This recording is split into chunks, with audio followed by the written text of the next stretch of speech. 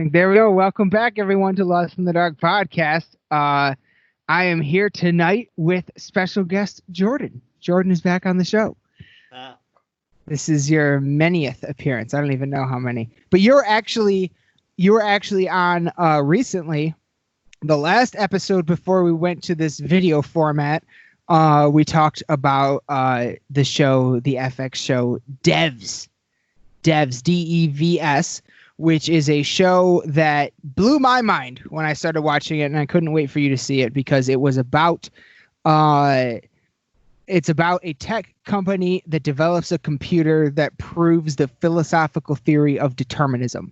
And the philosophical argument of determinism versus free will is pretty much the oldest argument in the book.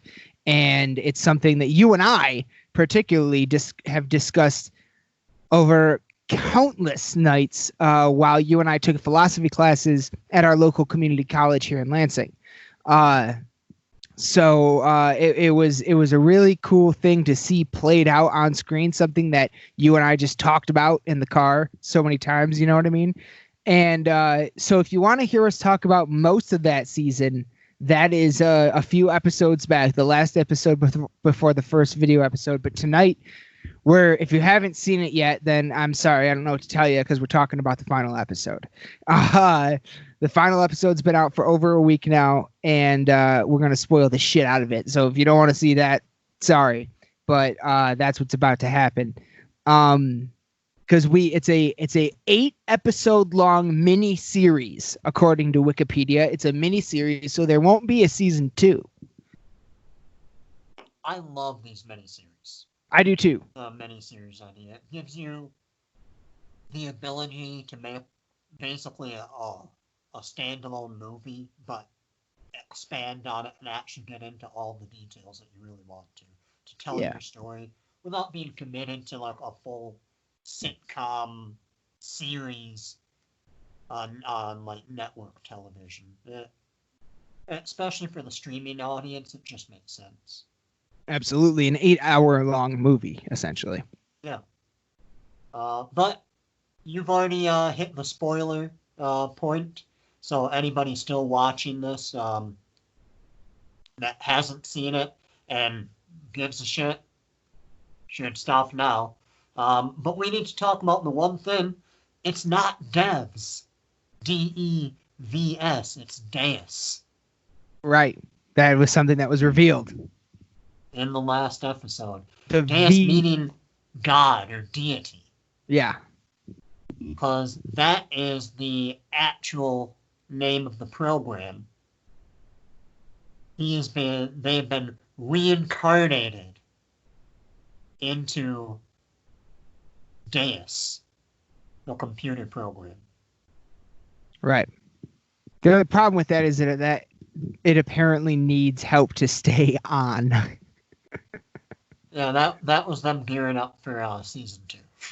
Yeah, but you know, and I guess we'll get to it, but a season about keeping a computer on just doesn't seem nearly as interesting to me. Oh, but it's going to be much more than about keeping the computer on. Now you have intelligence programmed into a computer system that can access basically forward and backward anything that will or could happen in the universe. Yeah. What can an intelligence inside of that computer do? Right. So we'd be looking at it from multiple perspectives, both the perspective outside of the computer of trying to keep it running, but it would probably also jump into the computer system following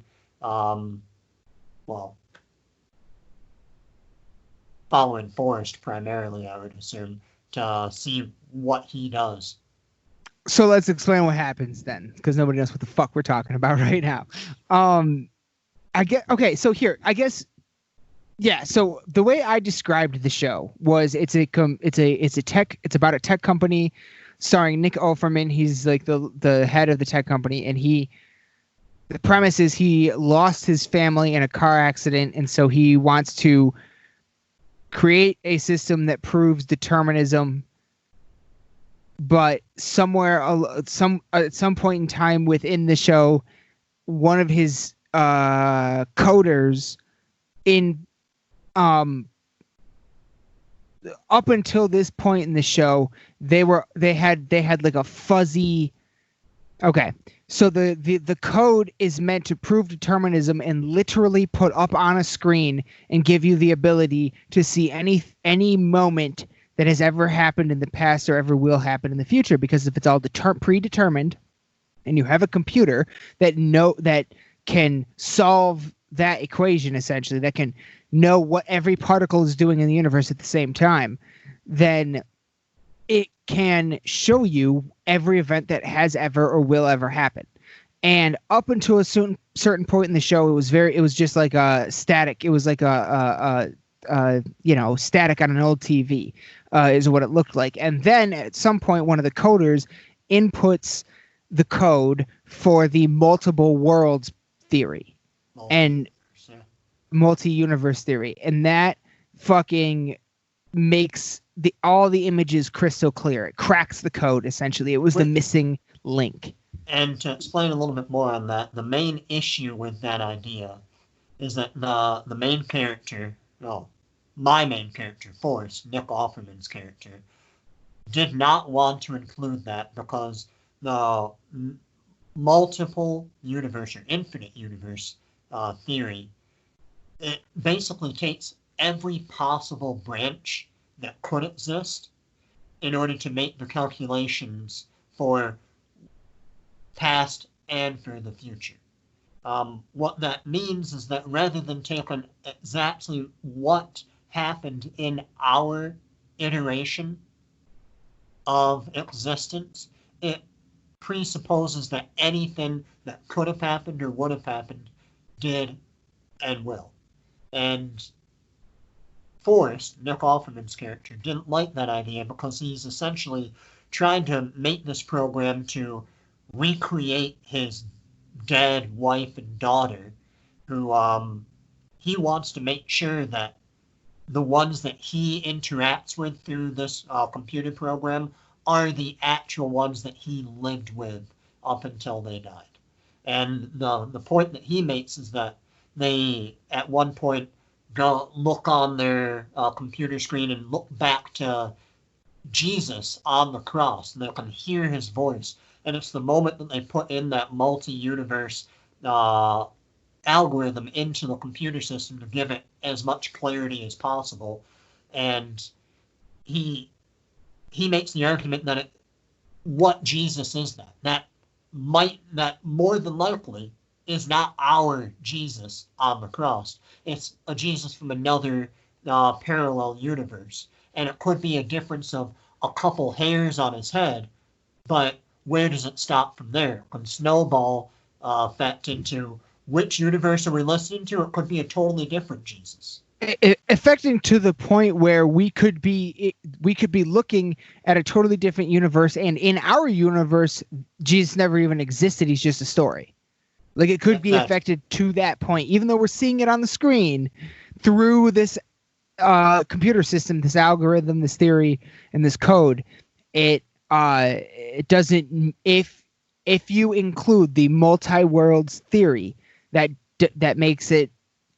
That doesn't mean that you're looking at an image of something that happened on this physical Earth that we are on right now. But the computer program still uses all that information and uses the current universe's information to backtrace and get as close as possible. Mm-hmm. And that's kind of where all that comes together. The multi-universe theory basically allows for any possibility. Mm-hmm. You can look back on a version of the universe where the Earth did not exist, mm-hmm. where the sun never formed in our galaxy, where the Milky Way never formed within the universe. But you still have to allow for the fact that the computer has been able to take where we are currently and then use these other universes to be able to formulate exactly a close approximation. We might not be listening to the exact same universe, but it has to be pretty damn close. Okay. Yeah.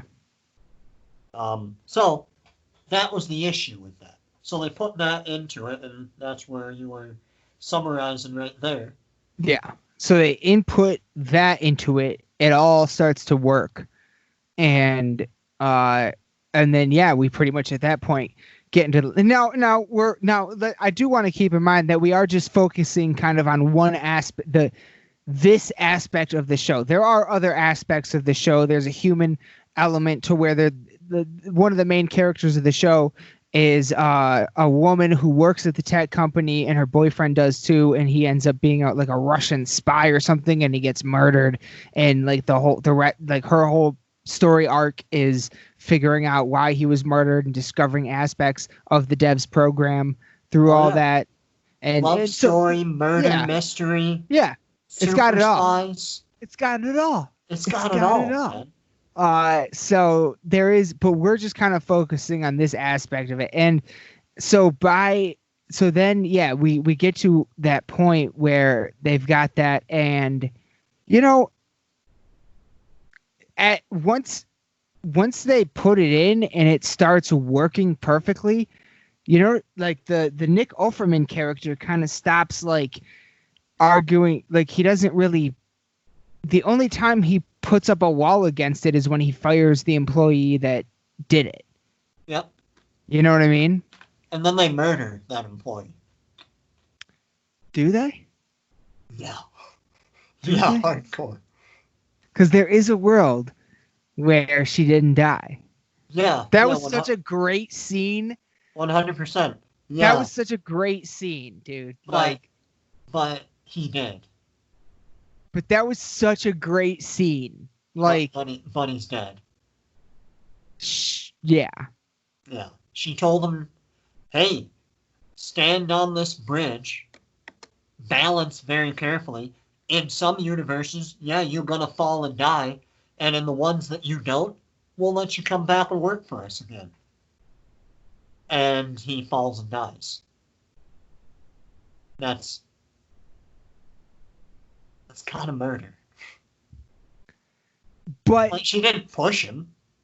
But but there was more of the conversation there's more of the conversation surrounding that, where it's like, those are the only two possible reality outcomes after this moment. And it all depends on, it all just depends on like mathematics, the air pressure, the wind, the fucking, you know what I mean? Like one single twitch. Yeah. Yep. God, and the way they showed it was just, that was fucking awesome. In some ways, she did just talk him out onto a cliff and a little bit. Jump off of a dam. Damn. Okay, so then after that, so then part of the premise is that everything is culminating to this one day. Because here's the thing, is the dev system can see all the way into the past, but it can only see up to this one day in the future, and then everything goes blank. And they don't know why. And we have now arrived at that day. And what we just talked about, the scene on the bridge, that was part of that day. They knew the Nick Offerman character and the woman he's with, I forget her name. I'm bad with names in these shows. The blonde woman? Oh, yeah. Nope. Don't know. I can't remember. Her name was never important to the... I'm bad. I don't even remember Nick Offerman's name in this show. Forrest. Forrest. Okay. That's because everything that they did was located in a forest. It was really easy to... Fair enough. Connection. But fuck, what was I talking about? So yeah, they do the bridge scene. They know that Forrest and the blonde woman that he's with, one of the other main characters, they knew all of this was going to happen. They've seen everything up to the point. Word for word. They've Yeah. watched this day unfold exactly how it has unfolded countless times to the point that they have it memorized. As they wake up in the morning before she confronts Lyndon, the employee that was fired for introducing the multi-universe theory, he wakes up and leaves to work for the day and reminds her, don't forget, Lyndon is in the back seat of your car. And Yeah. she's like, yep, I know.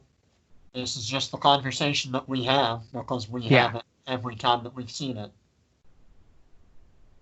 And the rest of the episode literally plays out like that, and which includes, what you said was the Asian woman. Her name's Lily. Yeah, Lily. So Lily, her plot point brings her to the devs headquarters. Walking in the front door, this is where it all culminates. Is Time she? out. Go ahead. Time out. So it starts off with them telling her that's what she's gonna do. In the last, not the last episode, but the episode right before the season or the series finale, they tell her, hey, this is predetermined. That's what all this is. You are going to be at our compound tomorrow night. And that's when our machine stops working. That's when all this goes down. It's going to happen. That's what this is all about. There's no way around it. And she makes the conscious decision at the end of that episode, well, all I have to do to break your machine is to just stay at home and not do what you're telling me that I'm going to do. All of that leads into basically her life crumbling around her, and she still ends up going there because there's nothing left for her except to finalize the answers that this whole experience is brought on, which can only be found at the Dev's compound. Right. So that's where episode 7 ends, and we walk right into the series finale, episode 8, walking in to the Dev's compound. Right. And then so yeah, she walks in. She goes across this. They have this horizontal elevator. Yep. That It's a magnetized horizontal elevator. What it does is it enables the quantum computer that the dev system is built in to. It's literally like the entire compound is the computer. The offices to the compound are in the center chamber of the computer, and they're all surrounded by an unbroken vacuum seal, which helps the computer to be able to function at peak efficiency, to be able to run all these calculations simultaneously. right. That's very important for the computer's functionality, and that magnetized elevator is what enables them to get from the outside into the center chamber of the computer without breaking that vacuum seal. Okay. So yeah, so she literally goes into like this box that through no wires, it free floats through magnets, floats across the way into the fucking main part of the devs system, where she then meets the Nick Offerman character again, Forrest, and then they begin to have a conversation where all of this, basically everything we've set up to this point, is explained to her. Yep. And not just explained, but they use the dev's computer to watch exactly what will happen. Yeah. Literally, they show her what she is about to do. And then we watch it again. Yep. Because she does it right up until okay, so what she ends up doing, what they say she ends up doing, is that she is shown this thing and then takes the Nick Offerman character, Forrest, by gunpoint back through the electromagnetic elevator, horizontal elevator, and she's going to kill him in that elevator. That is ultimately going to, and she doesn't know this, at least on the screen, what we're seeing at this point, what she is watching. She's watching herself do this. She shoots him, which breaks the vacuum seal of the elevator, and which causes the elevator to fall, killing her as well. Mm-hmm. So she has seen that, and then starts playing out the scene exactly the way as she's seen it. Everything happens the exact same way. Until the moment the elevator door closes, she throws the gun out of the elevator. And the shock on Forrest's face and the blonde woman, I'm going to get her name right now real quick, just so we have that, because I feel bad. You don't want to call her Close Eyes? I just don't want to keep calling her blonde woman. Katie. Her name, Allison Pill. Katie. She, How can you not remember your sister's name? I don't remember anybody's names on shows if it's less than a season long. Like, I'm so bad at that, it's insane. Unless their name is the name of the show, I'm not going to remember it. I learned most of the Game of Thrones characters until they were dying. Yeah. Yep. 100%. But yeah, I'm just bad at that. But the shock on her and Forrest's faces means that as many times they've watched this day play out to the point where, like you said, they haven't memorized. They've seen it that many times, but they have never seen a version where Lily throws the gun out of the elevator and doesn't kill Forrest. So what happened? Does that mean, like, so this whole thing, the whole premise of this is everything is predetermined. There is no free will. There's no such thing as choice. And they have watched every version of this possible to the point where they know that Lily sees herself do all of this, and she does it anyway. But in this one, she didn't.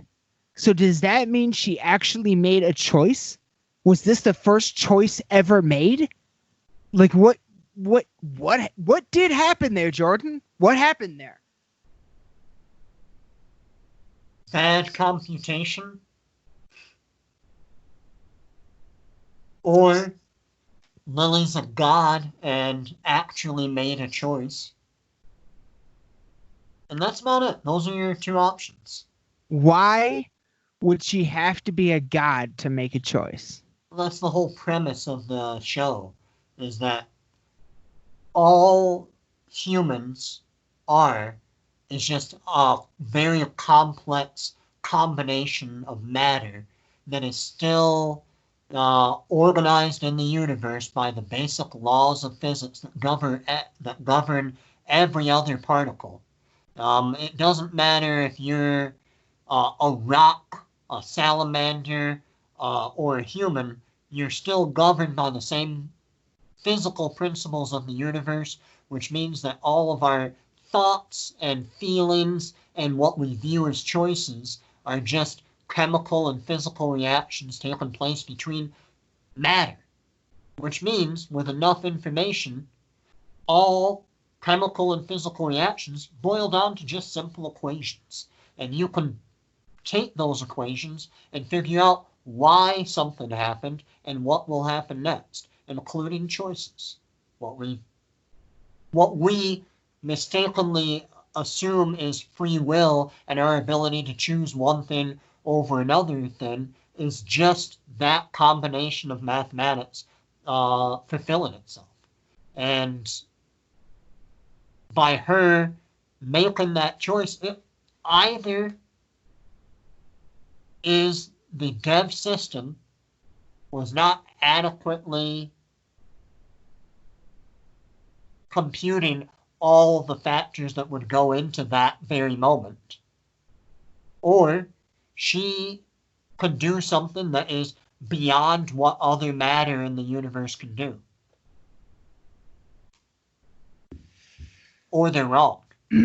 That's but, hold on though. And this is something that just popped into my head. What if... Okay. So we are self-aware matter. And if we're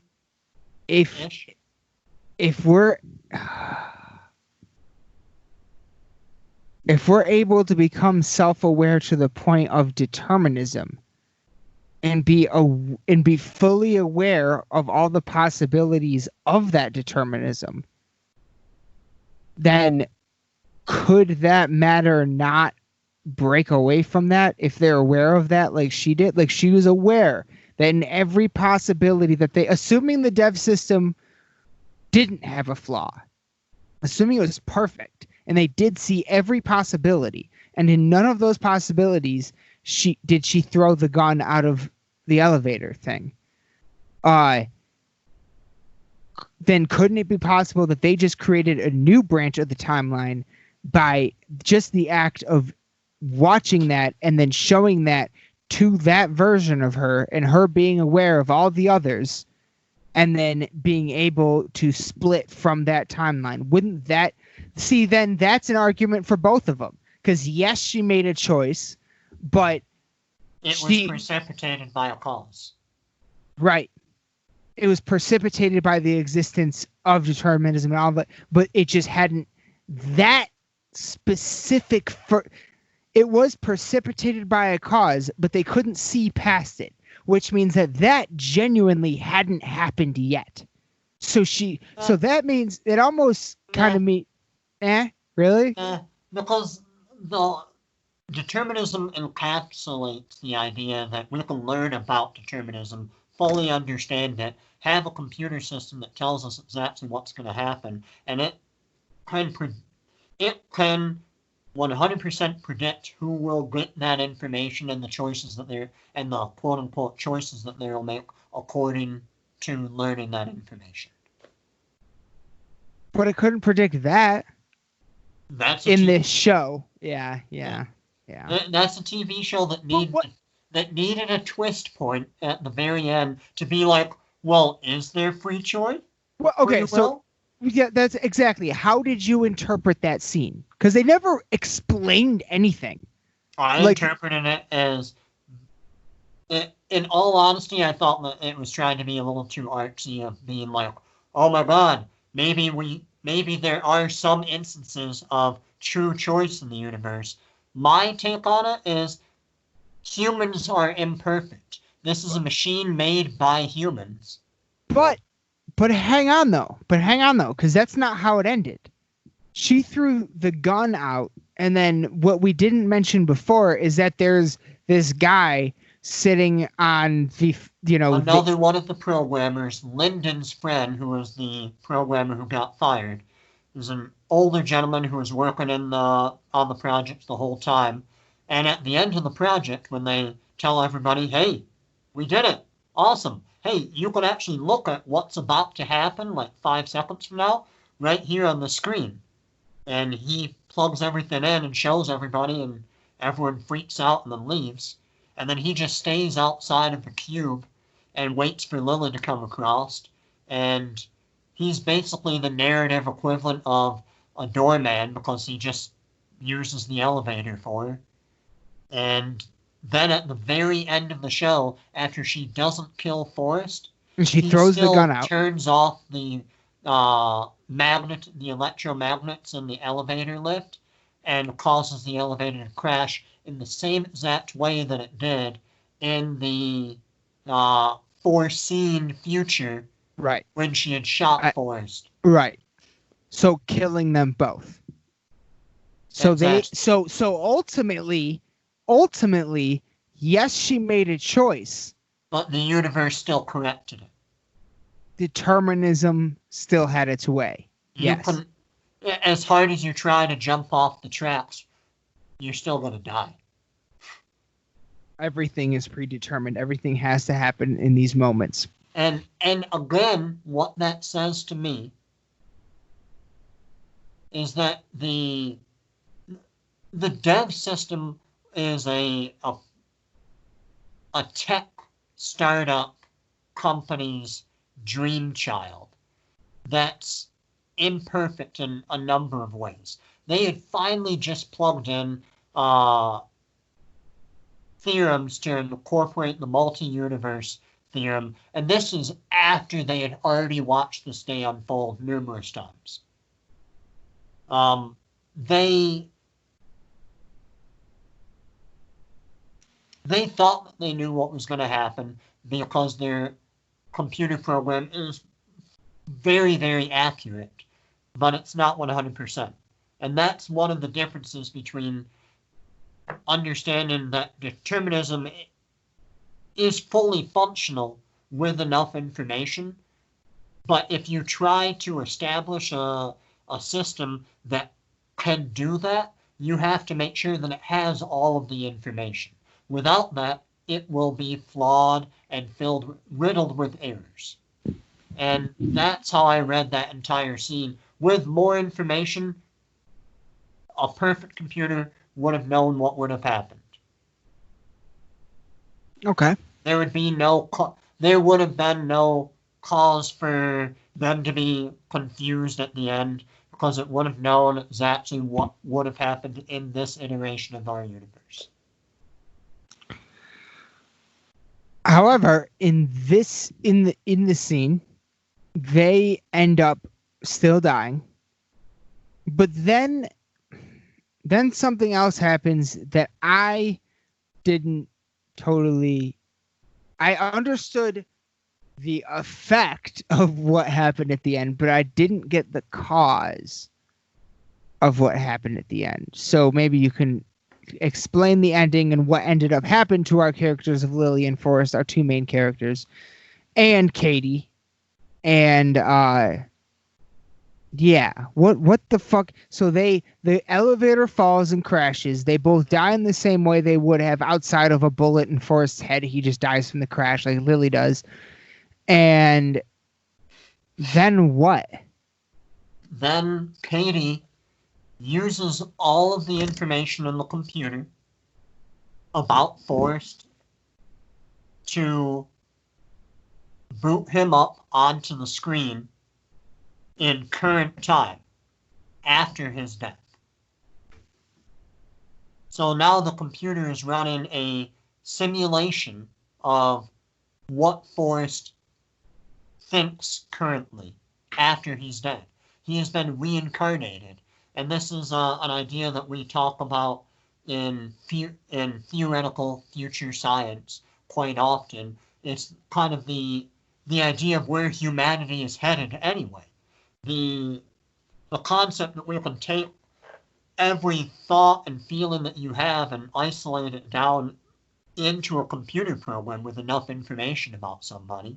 You can already take somebody's social media profiles and more or less create a bot out of them that you can pretend like you're talking to your friend, even though it's actually just a computer simulation that takes the way in which they say things, common words and phrasing that they'll use to say the same basic sentences that are already pre-programmed into it.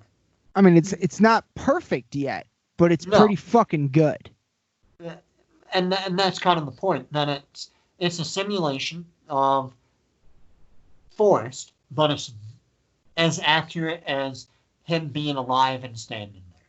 And that's what they're trying to do in that scene. So they bring him back onto the screen in front of Lily, in front of Katie, the blonde. And she asks him, like, are you ready? You've been reincarnated. You're currently dead, but not really. You could go back and live out in the computer your existence with your family because they're simulated here in some iteration as well. But she says something in that conversation that in order to make this work, we had to use Linden's principles using the multi-universe theories. And what that means is that by him accepting to go in, he's accepting the fact that in the simulation, it's going to simulate every possible scenario. And in some of them, it's not going to be good. It's going to be like living hell. And in others, it's going to be peaceful and happy and easy to cope with his family still there. But it can go in many different directions. And for him, although it is still a computer simulation of him, he will feel as though all of those instances are happening. Right. Some of him will experience everything that could happen. But he still accepts it because he knows that in some it will be what he wanted. And at the moment he accepts it, he doesn't know if he's going to get a good roll of the dice or a bad one. No, he does. He knows that he will get every roll of the dice. That's what is going on. If you have a dice in your hand, you can roll a 1, 2, 3, 4, 5, or 6, right? So you're saying him and Lily ended up. So what the show is trying to say is that their technical consciousness ended up in every possibility? Exactly. Every time you try to roll that dice, you experience rolling a 1, a 2, a 3, a 4, a 5, and a 6 in different iterations. So they ended up in every single one. So it goes further. Whoa. Where Forrest dissipates into the programming off of the screen, and then we shoot back to Lily in the very first scene of the TV show. And she wakes up next to her Russian spy boyfriend. That got murdered in the first episode. Plus she remembers everything. Yeah. And he should be dead. So she goes through a few things, eventually runs down the path to where the Dev's compound is and sees Forrest outside in the field over there playing with his wife and daughter. Mm-hmm. And goes up to him and talks to him, and he kind of explains this to her, that, hey, we brought you back. I brought you back with all of your memories of what has happened up to here because I thought that it would be easier. Because in some iterations of what we are going through right now, it's bad. And I thought that it would be more comforting for those iterations to know why we're here. Whoa. So okay. So not only is their consciousness in every iteration, but Forrest came back first and then decided to bring her back. She already is in every iteration, but he brought her memories. They had made... Katie did it. Right. Okay. But the decision to bring back the memories up to the point at which they died. So literally, they remember the elevator going down. Yeah. Dying. Everything. And then waking up. That decision was made by Forrest pre-death. But the version where we are watching Forrest explain this to her, that's the only version of her where she has the memories of the past 8 episodes. No, every version of her. That's the point. Oh. Every version of her remembers what happened. Why did he say that I brought you back to this one? He doesn't say this one. Oh. Before he died, the decision was made that, because he knew that both him and Lily were going to die. Yeah. And the decision was made to both resurrect him in the programming and resurrect Lily in the programming. Then the decision was made at that point to bring them both back into the simulation with full recollection of what had happened to them. So that way, every iteration of them would know why they're there. Oh, okay. Because when you roll a 1, and it's the worst possible outcome, where it's literally a living hell, you've woken back up into a version of the universe that's just a nuclear wasteland. You know why. You know what's going on, and you still remember that I was just with Forrest in an elevator that crashed. I'm probably dead right now. He can explain to you what's going on. You'll have more of an understanding of why existence is what it is. The one that we see is just a good version. But while they're talking and while he's explaining that, that's why the background colors change from like sunny and bright to like red and dark. Right. Right. As it flashes through different iterations, and it only shows a few different iterations of them having that same conversation in a good version and bad versions. Dude. So in essence, though, what they did accomplish, intentionally or not, was they were able to send a message through universes. They were able to send a message to every possible universe that does exist. No. If they all have them... How? It's just a computer program. Have you ever played The Sims? No, but I know what it is. Yeah. Yeah. That's all that it is. It's a highly detailed Sims. So within the computer itself, there's every possibility? Yep. So that doesn't mean that's what the real world is. It's just within the computer. Yep. Because it's not the real world. But it could be. Could have been, yeah. Fuck. But it's definitely not. Well, that's how they set it up.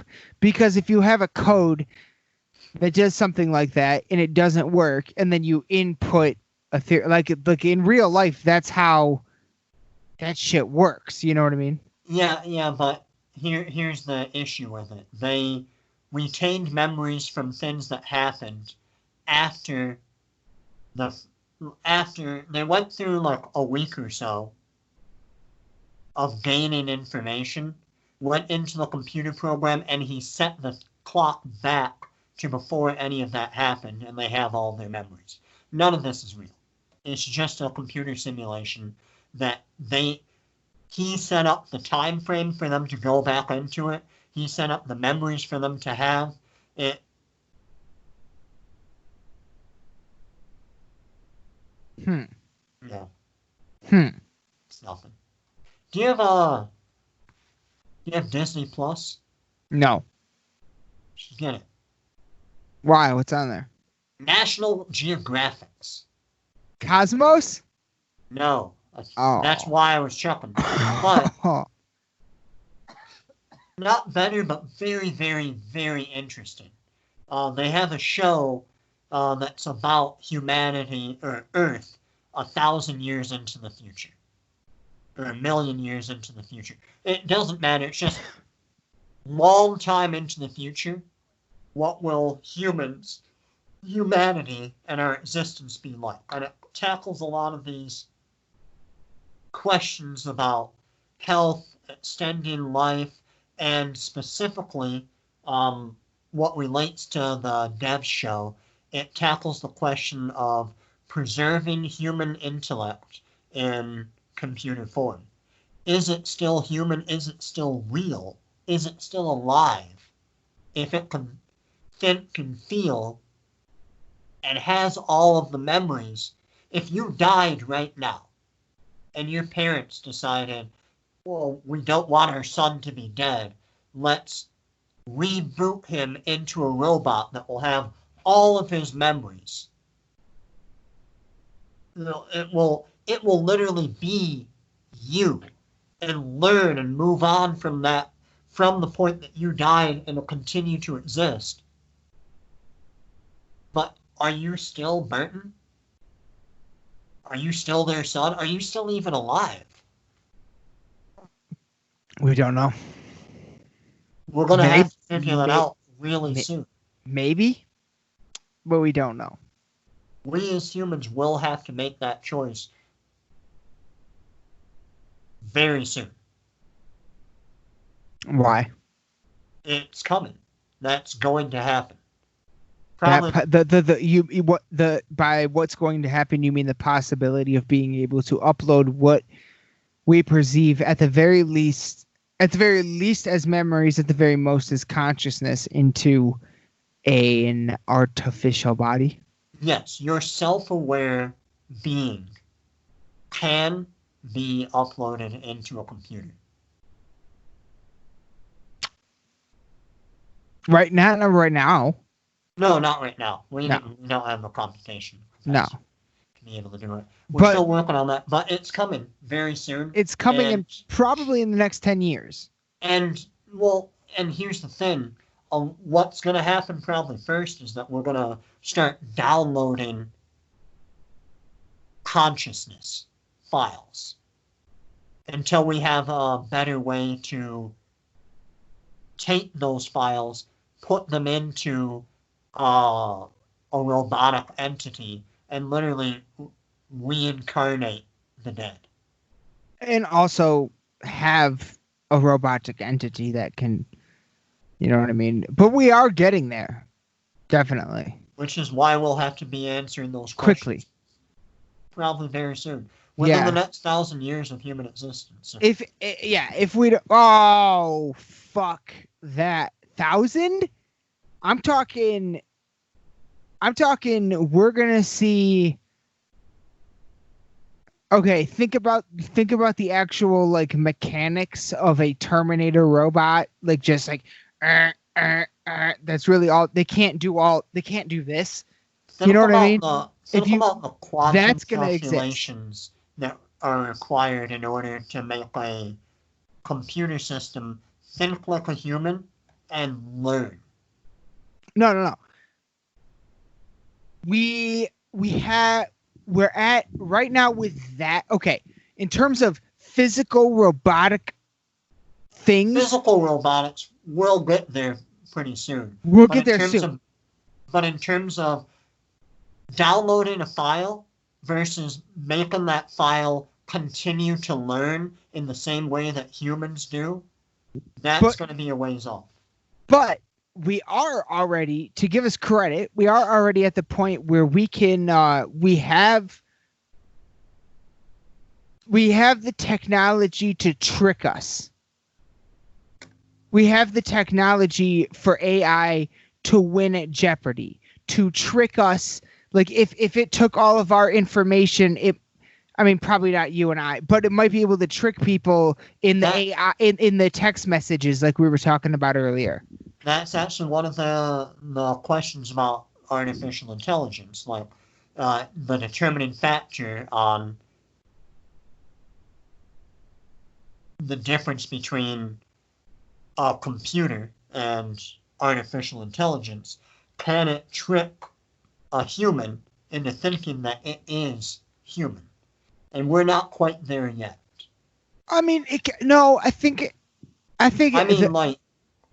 Yeah, there's some people, but I would like. See, that's the thing. In normal, yes, I think. Yeah, you're right. But I think it's a lot. I think it's a lot of people.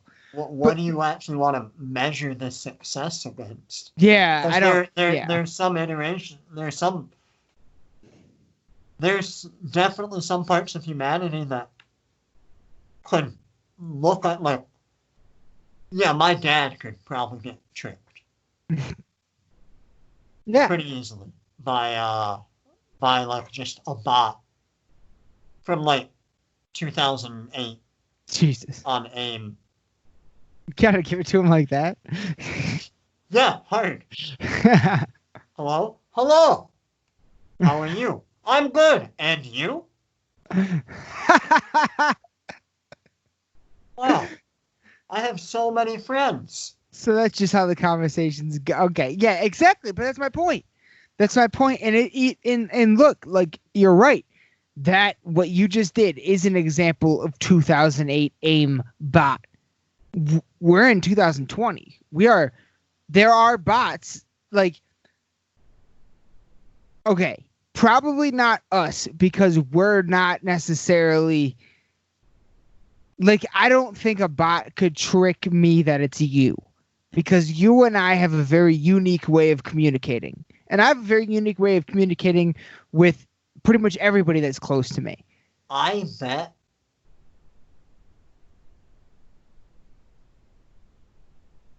that you could be that you could be fooled for a while, but the real test comes in looking for the reason for the responses. Yes. All of those bots are set up to read certain words and to know how to respond based on certain things. Yes. But you can't, they don't know how to attach the human emotional aspect to some things. Right. You know how to like piss me off and like trigger me on like a topic where a bot would respond more politely to you, and I'd probably tell you to go fuck off. Not only that though. Like, I think you're right. Like, if it was just like, hey, what's up? Not much. What's good? Not a lot. How you doing lately?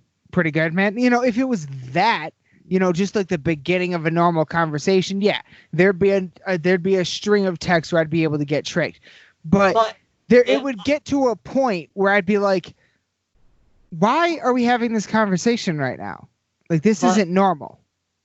Bots for us. Like, we're currently able to like take and computize a lot of data about how people communicate and how specific individuals communicate. So something could scan like our text history and know that I say brosif a lot. Right, but I also know that. I think you were hitting on it a second ago. The meaning behind the text, that human element, like there, because the way you and I communicate, like if you just started talking to me like that out of nowhere, that would make me go, what's going on? You know what I mean?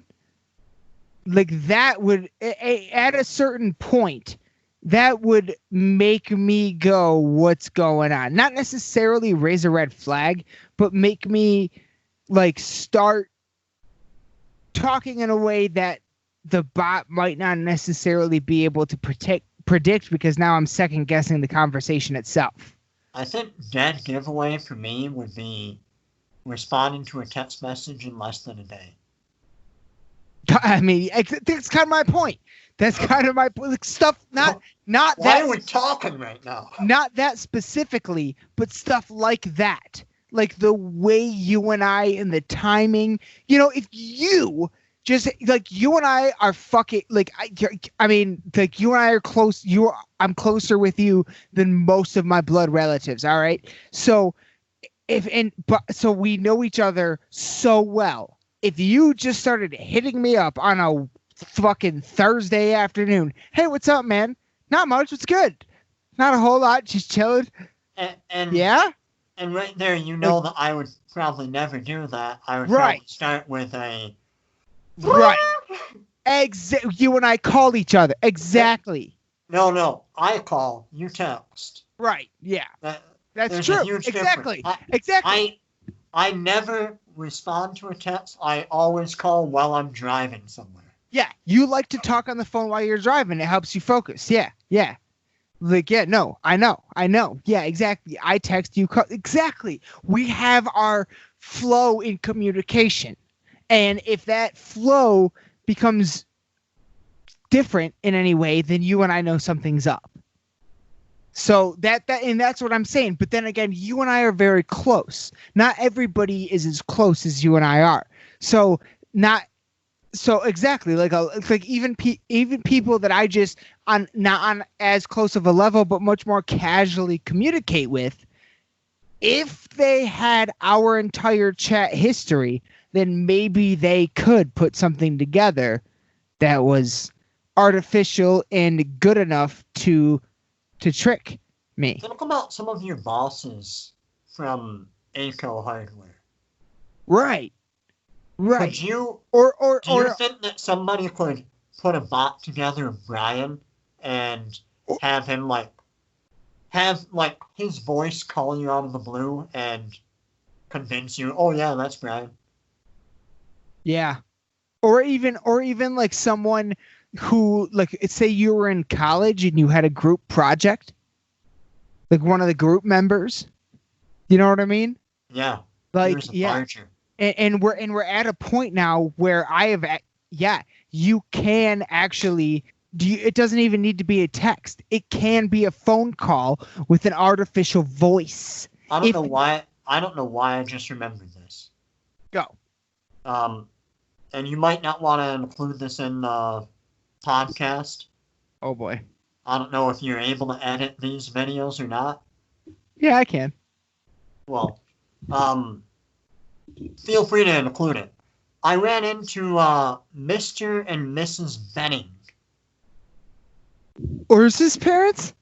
Ursa's parents. Oh, I have no. Yeah, the Urs is one of Jordan and I's really great friends from high school. He is I've been friends with Urs since 3rd grade. Jordan knew Urs before I did. Yeah. Since he was 8 years old, I've been going over to his house. I met his younger brother so his parents moved here from Germany to teach at Michigan State University. Urs moved with them when he was very, very young and then moved back to Germany. They had his younger brother, Niels, and then they moved back to the U.S. Somewhere around our 2nd to 3rd grade year. So I met Urs around that point. I met Niels when he couldn't speak English. So pretty much like immediately after they moved back. So almost right after the time period you would have met Grace, my sister, to relate it. Like in terms of age? Yes. Yeah. He spoke English. He spoke German. Just fine. Right. Just no English. So Ursa's one of our oldest friends. Moral of the story. Ursa's about to be a dad. Whoa. In Australia. Whoa! I didn't know that's where he was. I thought he was here in America. No, he's still doing his PhD out in Australia, and he's about to have a kid. The last I heard, he was in Europe and then came back to the United States. Right, now he's in Australia? PhD. Yeah. PhD, do you know in what? Whatever his parents do. It's like microbiology. Wow. Biochemistry. Oh my God, how much would I love to have... Something along that line. I would fucking love to have him on the podcast. Jesus Christ. He's the kind of guy that would understand why determinism makes a lot of sense. Yeah. Because the human body and biochemistry literally follows all the laws of physics, so you're able to predict basically anything. Oh man. Bringing it back. How, God, did they say if he's coming back anytime soon or anything? Why would you? I don't know. He's lived all over the world. Like, God, man. let's move back to Lansing. No, but just a visit, not move, just a visit at least, for Christ's sake. Like, man, Well, like, if you're born miss to that guy. a father who has citizenship in Germany and the US, but you're born in Australia to, I don't know who is, I don't know if he's married, I don't know who the mom is. Yeah, yeah. That was my next question: is if he's married. Did he get married? I don't know. Oh, I should have asked, I guess. Yeah. But yeah. So your dad has 2 citizenships. You're born in a 3rd country on top of that. Yeah. Where do you belong? Wherever Do you the fuck speak you want. German and English with an Australian accent? You belong on planet Earth and wherever the fuck you want because you are part of the human race. Dude, that is the most human race child ever. Yeah. Yeah. That's fucking awesome. So here, cheers. Cheers to Urs, our brother. There wasn't much left in that. Maybe he'll see this. I don't know if you have any way to contact him, but maybe once I post this, you send this to him just so he can see us talking about him. Or maybe send it to his parents and they'll send it to him or something. I don't know.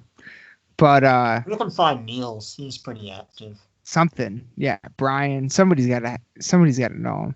Still. Gotta miss him. Steve always knows everything. Steve! God damn it! We should have Steve on the podcast. I don't know why you haven't. I don't know either. Holy shit! Especially right now during quarantine. And Brian. You could literally Skype him at any moment, and he's probably just like ready and happy to do it. Fuck! Yeah, man. I should hit them up because they're all doing interesting shit that I don't know about. Like, fuck. That's a good idea. And I genuinely miss them. I really loved seeing Steve and Tom at the wedding thing that you had here back at home. And yeah, man, fuck. I miss those guys. Oh, the Happy Wife, Happy Life party? Is that what that was called? Yeah. I don't remember anything from that night. Didn't you break your arm? I sprained my wrist, yeah. At least, like... Falling in a bathroom at the Riv. No, it was not in the bathroom. It was on the way to the bathroom. And it was P.T. O'Malley's. Yep. But I caught myself. That was the thing. It's like I caught myself. So it was either... Apparently you shouldn't have. It was either the wrist or the head. So apparently I should have. Head's a lot harder. Yeah, but it's a lot more damageable. Because I fell hard. Because that was an oil slick, bro. I was just walking normal, and it was like, poo-poo! I mean, there was a lot of liquid on the floor. There was not all water, that's for sure. Disgusting. But that's about where I turned out for the evening. Yeah, I mean, I vaguely remember that happening. Yeah, I don't. Yeah, and you were right next to me too. So. Yep. But in any case, I miss seeing those guys. I miss all those people, and it would be awesome to contact them again some way. And I hope they all see this. That'd be a really cool thing. Fuck. What were we talking about before all that, though, dude? Horse and a kid. Oh shit! Oh yeah. Science will turn us all into Kind of, robots. yeah. But now the next. Okay, so we kind of, you know what? So do you have any? Do you have anything to end on the devs discussion? At least at this point. So my take on the entire show, I'm Yeah. still hard determinist in belief in nature. I know you are. Very, very atheist in approach to life, determinist in nature, and all I can say is I really want to see more of Nick Offerman just doing anything that Nick Offerman does. Agreed.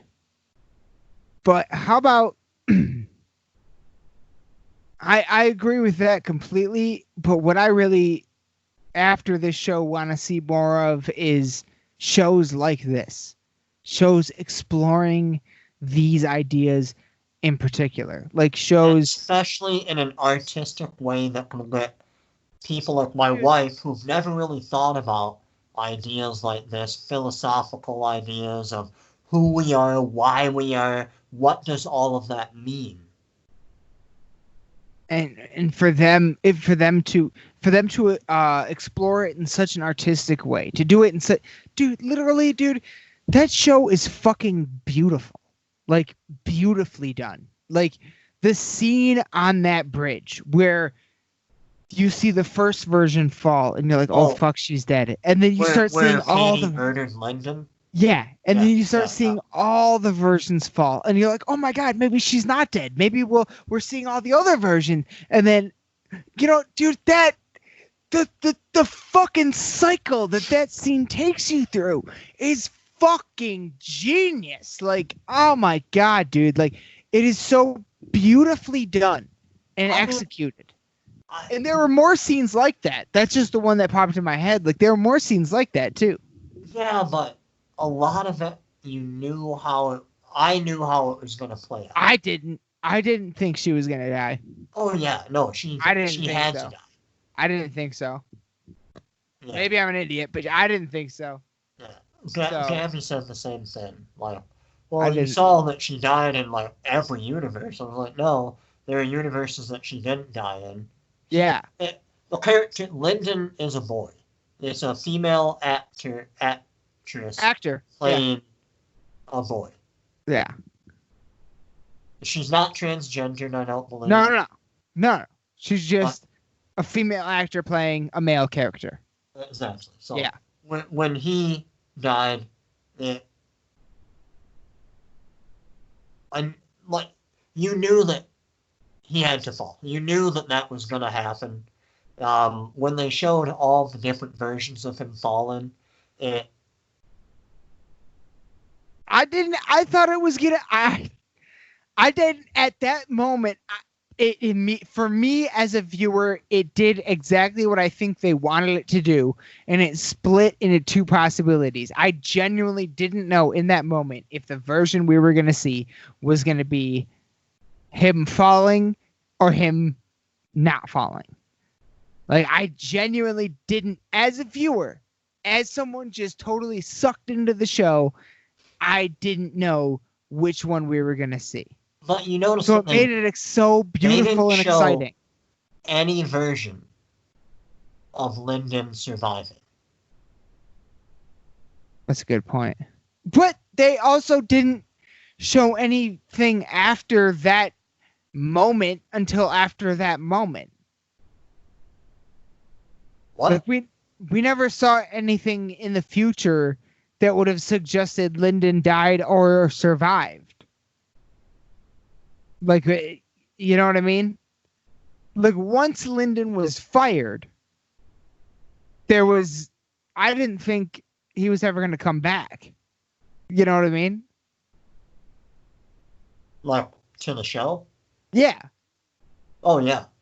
No, he was definitely coming back. That's why he never really stopped trying to come back.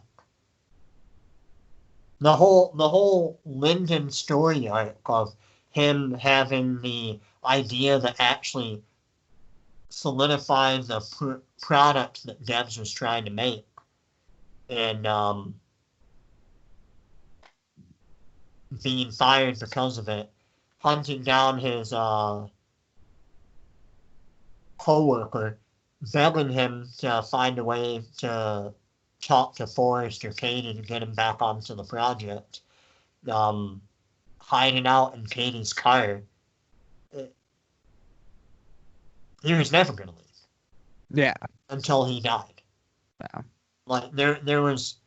And that's why they showed only him dying, because there was only one way that his story ended. Narratively. Yeah, that makes sense now, actually, in hindsight, yeah. Artistically speaking, there's only one way for his story to end. He will never give up trying to be a part of Devs. So he has to die. And it was beautifully done on the show. Yeah.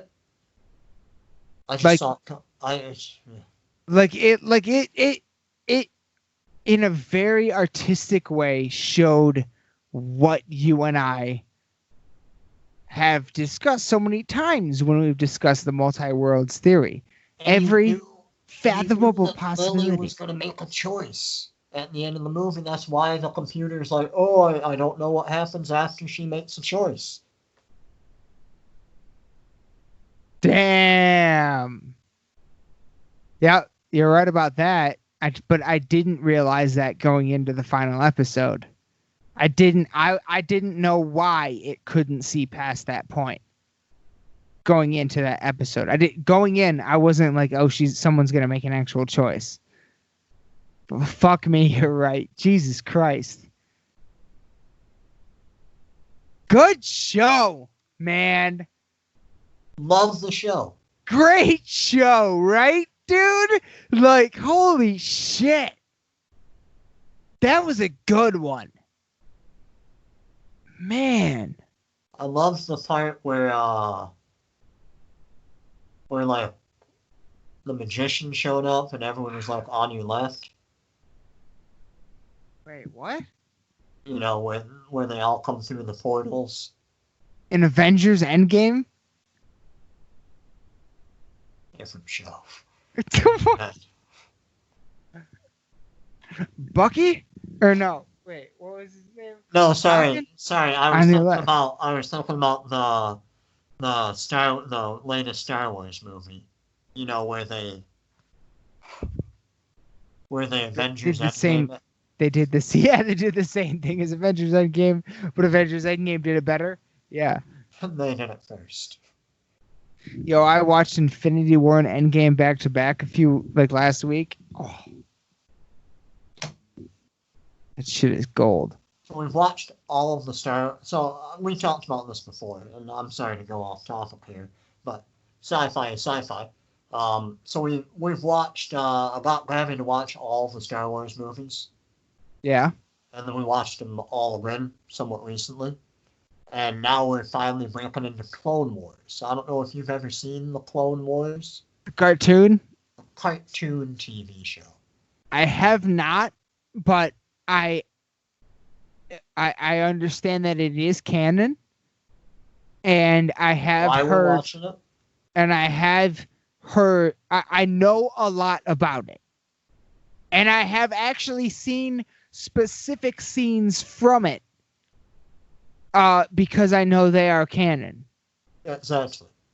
Darth Maul, only reason to watch it, not till season 4. So season 1, episode 6, and wasn't it like Rogue Wars and then Clone Wars? Clone Wars came out first. Okay, so and then what was the one after that? Rogue. Rebels. That was it, yeah. And then there's one other one. I can't remember the name of it. Well, there's a new one that's out now. That's new right now, isn't it? Maybe. There's or maybe it's not out yet, but I think they're making a new season of one of those shows. Oh. I think there's 3 shows total right now. Right now. I know that there's Clone Wars, there's Rebels. I think there's like one other one. Okay. I don't remember the name of it though. But anyway, you were saying you're So watching it. we You started. watched all the Star Wars. I was also wondering if you had seen any of it, or and like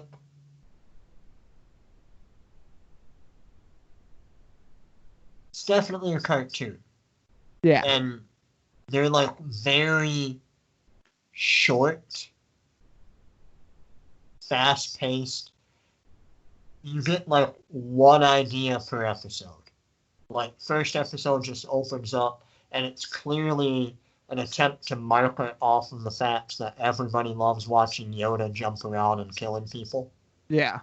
So It's not a bad thing. that's the episode. They're like, oh hey, this one planet, they're not sure if they want to the join the Republic or join the Federation. Well, what are we going to do? Well, let's send Yoda, and then the Sith are going to send somebody, and then we're just going to watch Yoda do a whole bunch of stuff to earn their trust. I'm good with that. That's the whole thing. Like, It's a good start. Sets up the plot in like It's a good 30 start. seconds, and then you just watch like 20 minutes of Yoda flipping around in cartoon form, and then you go back to it.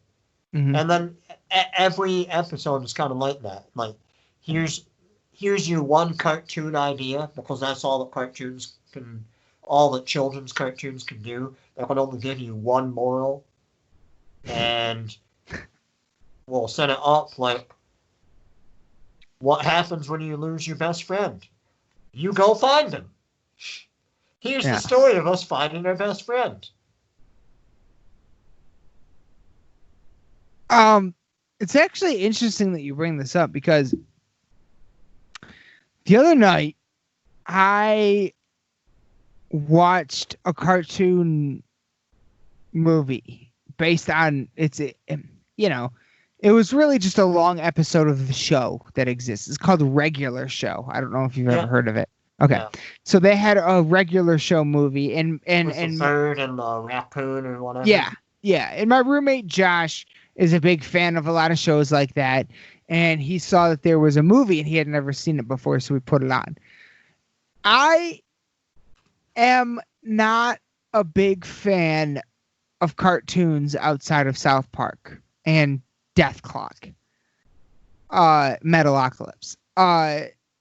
Those are pretty much the only two that I'll look at. And obviously they're not making any new Metalocalypses, so it's just South Park. But those are really the only ones that I can get into. Whoa. Okay, there we go. And then I watched the fucking regular show with Josh, and I don't know, man. It was weird, like, because everyone I know is really into stuff like that, and like a lot of people that I really like say that their favorite movie last year was that animated Spider-Man movie, like this Into the Spider-Verse or whatever. That was super good though. Like a lot of people, like Kevin Smith and Joe Rogan, a lot of people were like, this is one of the best movies of 2019. I haven't seen it yet because it was animated. But when I was watching that regular show movie, I got like, after like 20, 30 minutes, I just started like watching, you know what I mean? And like, I almost forgot that it was a cartoon, almost like when you watch a black and white movie and once you actually like just shut up in your head and lock in and get into it, and you forget that it's black and white. Like, it was kind of like that. And so I don't know, it kind of like triggered something to where like maybe I now will go back and watch those Ken and Star Wars cartoons and Into the Spider-Verse and stuff like that. Like, it's not something I'm normally into, but I after that, having that experience, I was like, whoa, that was kind of weird. And maybe I should give it a shot. Maybe I'm leaving something off of the table that should be on it, you know? I've always liked kind of a cartoon universe. And it's a lot of the way in which Family Guy. Family Guy is my favorite show. I watch Family Guy every single day. Not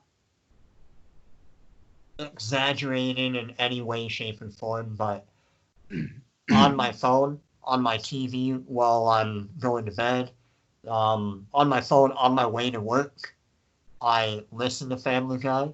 It's the way in which they're able to set up a narrative world and the freedom that animation gives to the ability to produce a story without any limitations is amazing. And when you apply that to a lot of the content that I like even outside of that, such as Star Wars or Clone Wars, where you're able to enter into these universes, or the Spider-Verse, you're able to enter into these universes without the same limitations that you have in making a TV show and making a movie. And you're able to actually explore like the narrative side without having to worry about like the cost and the complications of being able to produce one scene versus another. You're just able to tell your story exactly the way that you want to. There's something about that, and you can tell with all these voice actors that get really into it, like the late Adam West. If you listen to any of his interviews about how much he enjoyed voice acting and the ways that he can do that, the really ugly guy who plays Archer and Bob's Burgers, and the the grocery store cashier from Family Guy. Oh yeah. I don't remember his name though. And the coach from Home Videos. You remember that show? Yeah. They all love these parts so much because they're able to give life to something that has no limitations. And that's what I enjoy about it, at least. That's interesting, because for me, what I connected to specifically with South Park was it wasn't the limitations as much as the social commentary. The fuck. God damn it. I can't think of the word. It's like the God damn it. Fuck. It's like the word for extreme dramatization, but it's not the social commentary, but the social fuck. Like Jon Stewart did it. John Oliver does it. Fuck. I don't know. But I feel like it is social commentary. Maybe that is it. I don't know. But I feel like it's something else. But anyway, just like that how they're talking about very current topics, but turning everything up to 11 and turning it into comedy. And it's that reflection of the current state of society and stuff like that. That's what I connect to with South Park. You know what I mean? That's what really gets me. Like, yeah. Imagine that same show trying to turn some of those ideas up to 11 without being being hindered by the same limitations that live action shows are limited by. You couldn't get that out of anything. Yeah, out of anything. Out of anything. Satire. Satire. Community is the word I was looking for. It was satire. and it's genius. I love genius comedic satire. The Cthulhu. Yes. The play on the Avengers movies, yeah. The whole new season where he has a weed fight. Tigrity. Like, you need to come down to Tigrity Farms. We got a little extra Tigrity. Being able to just change your entire scene setup. Yeah. By just illustrating it. It's animation. You just tell your arts department, hey, this is now the background to all of this. Can you make that? Yeah. You don't have to make a new set. You don't have to go outside and find somewhere to film. Exactly. We're being joked. Oh, hello. Welcome to the show. Oh, shoot. I didn't realize we were live. My bad. No, you're good. You're good. Say hi. What up, everyone? This is Jordan's wife, Gabby. She's been on the show before. Oh, and the dog, Henry. My dog, Shit, man. That's fucking what? Yo. Oh, my goodness, Roger. Roger the cat. You're going to get some views, Roger. Yo, what the fuck? Something I have not heard, like, the story of what happened to Henry yet, though. It was a bad time. We were at Hawk Island and this pit bull, like, pulled off its leash. The lady couldn't control it and it just got his skin and latched on. It attacked Henry. He looks really good. Like, he looks real healed up. From here, at least. I'm looking through a video, so I don't know, but compared to where he was, yeah. Yeah, the early pictures. So. That's good. That's good. How's he acting though? Is he acting all right? I don't know if it's just like me being anxious, and then he's like feeding off of that. Like every time we see a dog as we're walking, I get anxious, and then he gets anxious. And I don't know. Yeah, that would have fucked me up, and that happened after all this quarantine shit started. So oh my god, it's awful. Going to MSU, like the emergency clinic, like they had it all like set up really well. Like they were really doing well with the distancing, but we were there for 3-4 hours. Jesus Christ! Just sitting in a fire, waiting. Wow, that's fucking crazy. But now that you're here, we just kind of finished talking about it. But third perspective, what did you think about the show Devs? Like, it was fine. It got you thinking. It did. I didn't really know about a lot of that stuff before, but a lot of the aspects of the show just kind of pissed me off. Like what? Like when those two girls are like talking on the bridge, and she's like, "Oh, in this universe, whatever, you can come back if you don't throw yourself off the bridge." And I just when Katie murdered Linda. Yeah, and like just with her words, I didn't like that. She murdered her with her words. I didn't like the old man that just killed them anyway. Spoiler. No, we've already spoiled everything. That actually did, I agree with you on that. That did piss me off. I was like, you prick. But so here's two things. Okay. Going back to that show.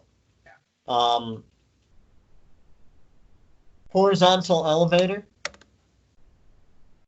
Yeah. Why did it have to be magnetized? They just do it because they have the money to. Well, I mean, is that the best way to do it, though, in a vacuum sealed situation? I mean, it definitely would help, but you could have put that on tracks. Yeah, there was that, and why did it have to be so high up? Like, you're already moving it to a door. Like, releasing a seal on the elevator to let people out. Couldn't it have just been people in? couldn't it have just been like a hallway chamber? Like, why did it have to be a moving elevator? Because you need a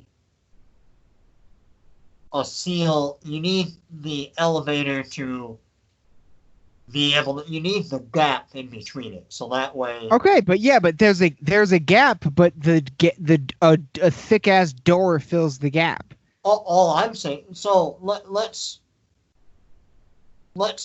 say that okay, you can't have a tunnel just going all the way through. What if you put that elevator just on 4 little rails? You still have a gap behind it. You still have a gap all around it.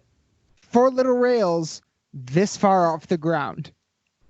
No, still in the air. You just connect it. But they could be this far off the ground too. So there's that.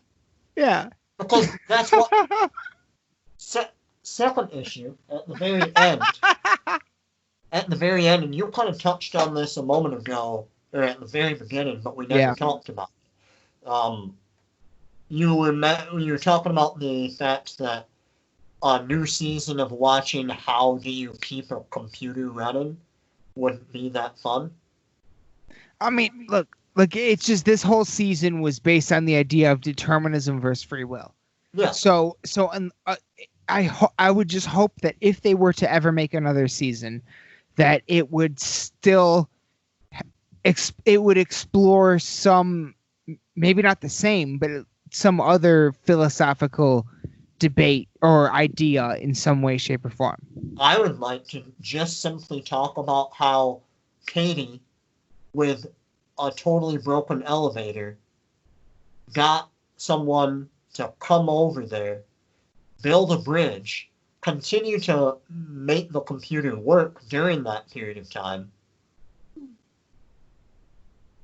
Oh yeah, how did it get that one get there? Who fucking knows, man? That's a pretty good point. I didn't think about that. Yeah.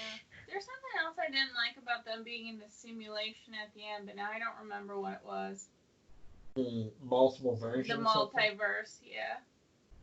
There's something else that I thought was dumb, but now I don't remember. Oh, you thought that... So your issue with it is that in... nothing actually changes because they can all still die. Oh, yeah. All their loved ones can still die. Yeah, that's true. So, if you're in the simulation and they all die again, what was the point? Yeah.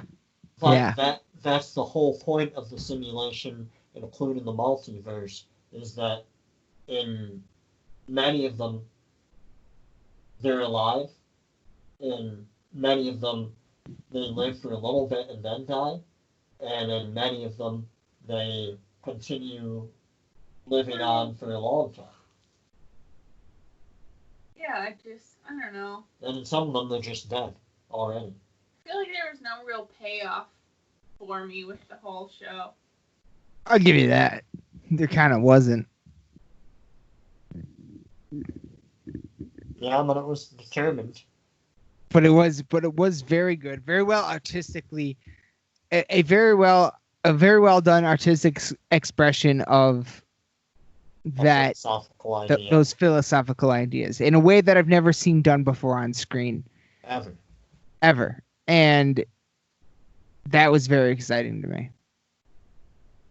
And I hope that if they do, like I said, if they do a season 2, I hope they explore other philosophical ideas or these ones even deeper, or explain how Katie got the fuck out of that box. Yeah, that would be helpful. And what happened to the old guy who dropped the elevator? The dick weasel? Yeah. Yeah, he just walks away. He didn't care. It was... Don't blame me, it was all determined. Well, go fuck yourself, asshole. Like, what? I mean... It's kind of using their own shit against them. Yeah, literally.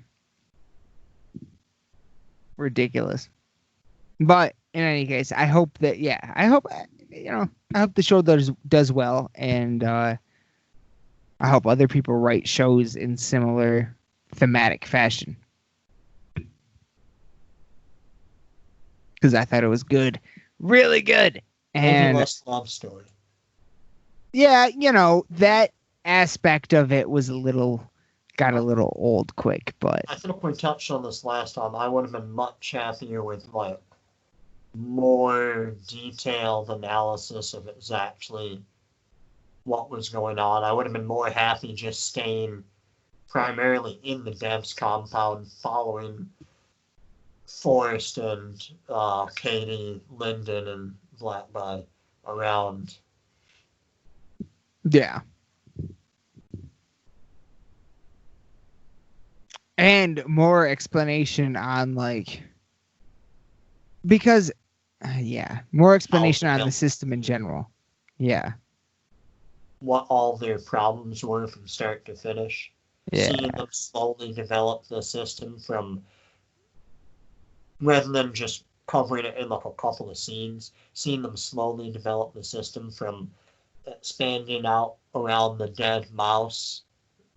Yeah. Encapsulating everything, watching it up to that point. Yeah. There could have been a lot of cool things to touch on that didn't involve Russian spies, some ex-boyfriend who suddenly is your new boyfriend, and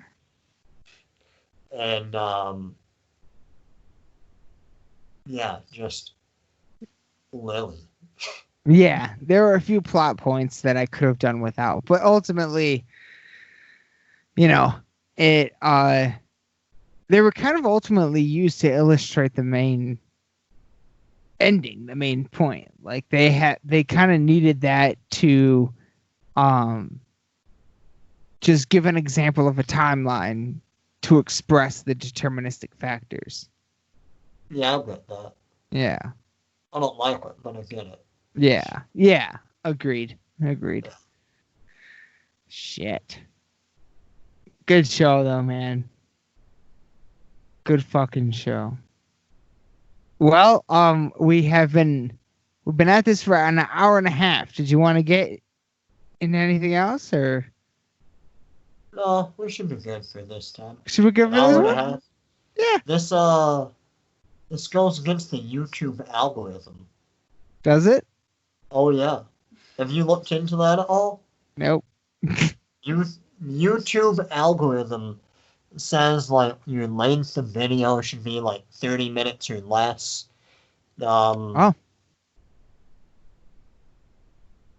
Yeah, every single Lost in the Dark episode is at least an hour long. Some of them are up to 4 hours long. I know. We actually recorded a 6-hour long episode once. We just broke it up into 3 parts. Well, that's good. YouTube would have said break it up into, 12. Or more. Yeah. Depending on how many viewers you want.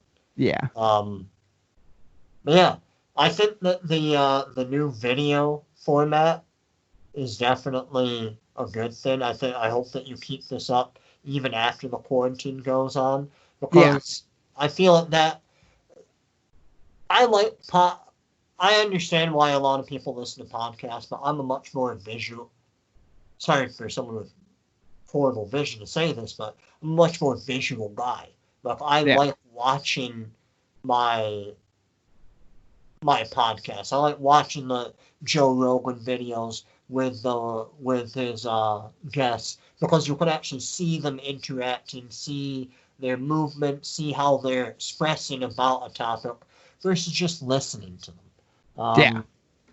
And I watch Service Drive Revolution, which is about the auto industry, kind of a top dog in that category. And he does all of his podcasts or videos. And it's something that's really well done. You have a good setup to already get that going. And I think this is definitely good direction for Lost in the Dark. Oh, yeah, man. Well, I appreciate that. And it is exciting. Yeah, for sure. I like doing this. I think it's a lot better for people. I think people enjoy it more. I hope, at least. Oh, yeah. At least a little more entertaining to look at, other than just a fucking logo.